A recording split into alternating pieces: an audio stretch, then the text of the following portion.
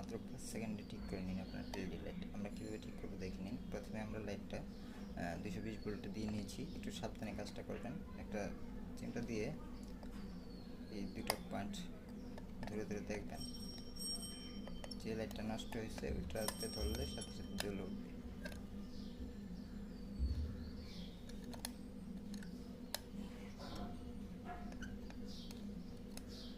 এই লাইটটাকে আমরা চিহ্নিত করবো এখন।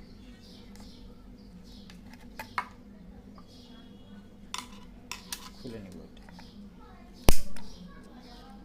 খুবই সহজ, একটু রং দিয়ে নিব।